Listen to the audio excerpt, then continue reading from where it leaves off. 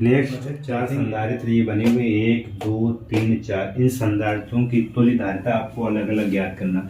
तो बच्चों 4 संधारित्र इसकी धारिता निकालेंगे। तो बच्चों देख रहे हैं यहाँ से गए, इधर जाना हुआ, इधर जाना हुआ, इधर जाना, यानी तीनों में आवेश भिन्न भिन्न हो जाएगा। यदि आवेश भिन्न भिन्न हो जाएगा तो उसको किस क्रम में जोड़ेंगे? समांतर क्रम में जोड़ेंगे। तो इन तीनों को जब हम समांतर क्रम में जोड़ेंगे तो समांतर क्रम की जो धारिता होती है C/C1 + C2 + C3 होती है। तो C1 यानी 1 + 1 + 1 यानी टोटल कितना आ जाएगा? 3। यानी इस संधारित्र की जगह टोटल कितने संधारित्र आ जाएंगे? यानी 3 आ जाएंगे। कितना? 3 माइक्रोफैरड आ जाएगा। अब इसकी जगह 3, तो ये किस क्रम में है? श्रेणी क्रम में। तो इस श्रेणी क्रम के लिए क्या होता है? 1/C होता है, 1/C1 + 1/C2। तो बच्चों देखेंगे यहाँ से निकालेंगे 1/C बराबर 1/C1 का मान कितना? 3 प्लस इसका मान कितना? 1। तो देखेंगे 1/C बराबर 1 एकम 1 प्लस 3 एकम 3 बटे 3 एकम 3। तो 3 और 1 4/3। अब जब C बराबर निकालेंगे तो ये 3 ऊपर हो जाएगा, यानी 3/4 हो जाएगा माइक्रोफैरड। भाग देना चाहते तो भाग दे सकते, 4 से काटेंगे, दशमलव लगाया 30 हो गया, 4 × 7 = 28, 2 बचा 4 × 5 = 20, यानी C बराबर 0.75 माइक्रोफैरड हो जाएगा। इस तरीके से आपका इसका हो जाएगा। यदि हम इसका निकालेंगे तो इसको किस क्रम में जोड़ेंगे? श्रेणी क्रम हो जाएगा। और इसके लिए ये श्रेणी क्रम हो जाएगा। तो श्रेणी क्रम में क्या हो जाएगा? 1/1 + 1/1 यानी ऊपर 2/1, और उल्टा करेंगे तो क्या हो जाएगा? 1/2। इसकी जगह टोटल कितना आ जाएगा? 1/2 आ जाएगा। अब इसमें करेंगे, इसका भी वही करेंगे, 1/1 + 1/1 यानी ऊपर कितना? 1 1 2 2/1, और निकालेंगे तो क्या हो जाएगा? उल्टा कर देते हैं भाई। 1/C बराबर निकाला तो C बराबर निकालेंगे तो ऊपर 1 हो जाएगा, 2 नीचे हो जाए, तो 1/2 आ गया। इसका मान कितना निकला? 1/2। अब इन दोनों को किस क्रम में जोड़ेंगे? समांतर क्रम में। तो समांतर क्रम डायरेक्ट हो जाता है C2। तो C बराबर 1/2 + 1/2 यानी C बराबर कितना? 1 1 2 2/2 यानी 2 एकम 2। C का मान कितना आ गया? 1 माइक्रोफैरड। इसकी जो इस परपथ की तुल्य धारिता होगी वो कितनी हो जाएगी? 1 माइक्रोफैरड हो जाएगी। और इसकी कितनी आ जाएगी? 0.75। इसी प्रकार सेम इसमें भी करना है। ये इधर चला गया, ये तीनों किस क्रम में जुड़ जाएंगे बच्चों? एक सीरीज में दिख रहे हैं तो किस क्रम में जुड़ जाएंगे? श्रेणी क्रम में जुड़ जाएंगे। श्रेणी क्रम के लिए क्या होता है? 1/C होता है। तो 1/C बराबर क्या हो जाए? 1/1 + 1/1 + 1/1। तो ऊपर देंगे 1 1 1 यानी 3/1, और C बराबर निकालेंगे तो 1/3 हो जाएगा। इसका उल्टा कर देंगे, 1/3 आ जाएगा। ये माइक्रोफैरड हो जाएगा। अब इसकी तीनों जगह क्या आ गया? 1/3 माइक्रोफैरड। अब 1/3 माइक्रोफैरड आ गया है तो इसके साथ किस क्रम में हो जाएगी? ये समांतर क्रम में हो जाएगा। तो समांतर क्रम क्या होता है? C बराबर C1 + C2 इस तरीके से होता है। C बराबर इसका मान हमने मान लिया 1 दिया गया, और इसका C2 को मान कितना दिया? 1/3 दिया गया। इसके बटे 3 एकम 3 एकम में, यानी 3 एकम 3 + 1 एकम 1/3 एकम 3 यानी C बराबर 3 1 4 4/3 माइक्रोफैरड। एक आपका ये आंसर हो जाएगा। समझ में आया बच्चों? अब इसके बाद देखेंगे, ये लास्ट वाला दिया गया है, ये आपका लिखा हुआ। अब ये देखो, हमने ये इसके समांतर हो गया, के समांतर ये होना चाहिए। तो ये अभी देखेंगे 2 श्रेणी क्रम में, तो इसको दोनों श्रेणी क्रम में जोड़ेंगे तो क्या हो जाएगा? श्रेणी क्रम 1/1 चलता है, 1/1 + 1/1 ऊपर हो जाएगा 2/1। इसका उल्टा कर देंगे तो 1/2 हो जाएगा। अब इसकी जगह कितना आ गया? 1/2, या काटना का चाहे तो काट सकते हैं, 0.5 भी आ जाएगा। कितना आ जाएगा? 0.5। अब इसकी जगह आ गया 0.5। कितना आ गया बच्चों? 0.5। अब 1 1 और 0.5 ये समांतर क्रम में, तो समांतर क्रम में 1 ऐसे डायरेक्ट जुड़ जाते हैं, 1 + 0.5। तो 1 1 2.5 जोड़ देंगे तो 2.5 माइक्रोफैरड इसका आ जाएगा। इस तरीके से आप लोग कर लेंगे आसानी से।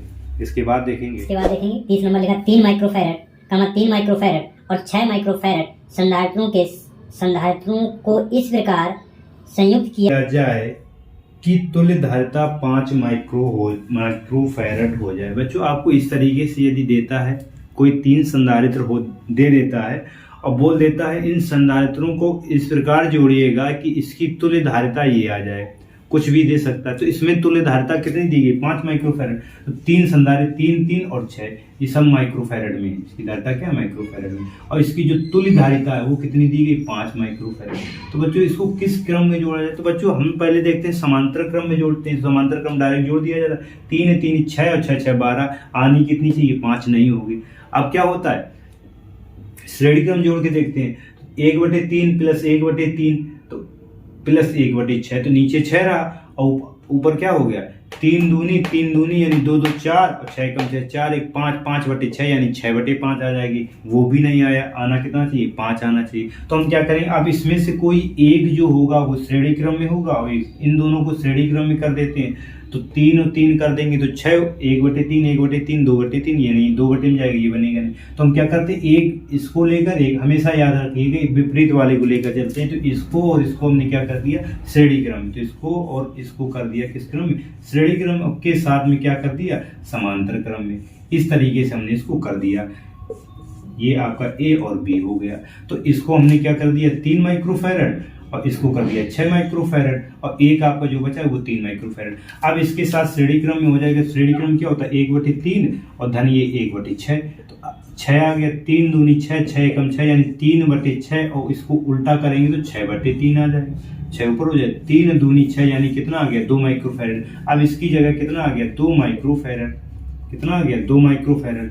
तो बच्चों 2 और 3 इसके साथ समांतर क्रम में जोड़ेंगे तो कितना आ जाएगा 5 माइक्रोफैरड। इस प्रकार आपको 3 संधारित्र अगर किस क्रम में जोड़ा जाए जिसकी तुल्य धारिता कितनी निकल है 5 माइक्रोफैरड हो जाए। तो बच्चों बताए एक उसमें से आप विपरीत 2 ले लिए, एक 3 ले लिया और एक आपको 6 ले लिया। तो इस तरीके से आपके 5 माइक्रोफैरड निकल आया। इसके बाद देखेंगे डायग्राम बना हुआ है, इसमें ए और देखिए बच्चों इसकी तुल्य धारिता आपको दी गई है, कितनी दी गई 15 माइक्रोफैरड। एक आपकी ये सी यानी इस सी का मान ज्ञात करना है कि कितना होगा। लिखा हुआ निम्न परिपथ में संधारित्र सी की धारिता ज्ञात करना। ये परिपथ आपका बना हुआ सी का मान ज्ञात करना है। जबकि बिंदु ए व बी के बीच संपूर्ण संयोजन की तुल्य धारिता 15 माइक्रोफैरड। इस टोटल जो आपका परिपथ बना उसकी जो तुल्य धारिता वो कितनी दी गई 15 माइक्रोफैरड दी गई है। तो आपको इस सी का मान ज्ञात करना है। तो बच्चों हमने क्या किया इसकी तुल्य धारिता हमें ज्ञात है। अब हमने यहाँ से चलना स्टार्ट किया तो ये आपका 10 और ये आपका 10 किस क्रम में हो जाएगा ये दोनों समांतर क्रम में हो जाएगा। तो इसको मान सकते बच्चों ये आपका C1 हो गया और ये आपका C2 हो गया, ये आपका C3 हो गया। तो हम क्या लिख सकते हैं C1 और C2 किस क्रम में हो जाएंगे समांतर क्रम में। तो लिखेंगे C1 व C2 समांतर क्रम में है। बच्चों किस क्रम में समांतर क्रम में है। बच्चों ये आपके समांतर क्रम में है। तो समांतर क्रम में क्या होता है C बराबर C1 प्लस का C2। हम C की जगह क्या लिख सकते हैं 3 तक हो गया C4 लिख सकते हैं। क्या लिख सकते हैं C4। तो C4 बराबर आपका C1 का मान कितना दिया गया 10 और प्लस 10। तो C4 का मान आ गया 10 10 20 माइक्रोफैरड। अब इन टोटल जगह कितना हो गया 20 माइक्रोफैरड। बच्चों कितना हो गया 20 माइक्रोफैरड। ये आपका C4 हो गया। अब ये देखो ये सब इधर खत्म हो गया। ये सीधी एक सीधी में हो गया एक सीरीज में। तो ये किस क्रम में हो जाएगा श्रेणी क्रम में हो जाएगा। तो 20 और C को जोड़ेंगे श्रेणी क्रम में तो इसकी तुल्य धारिता लिखेंगे तो ये श्रेणी क्रम में हो जाएंगे। तो लिखेंगे C4 व C3 श्रेणी क्रम में है। श्रेणी क्रम में तो तुल्य में C4 और C3 किस क्रम में जोड़ दिए श्रेणी क्रम में जोड़ दिए। तो श्रेणी क्रम के लिए क्या होता है 1/C बराबर 1/C1 प्लस 1/C2। यहाँ पर C1 C2 क्या C4 है और C3 है और यहाँ पर C जो तुल्य धारिता वो कितनी दी गई 15 माइक्रोफैरड। कितनी दी गई 15 माइक्रोफैरड। ये C डैश हो गया।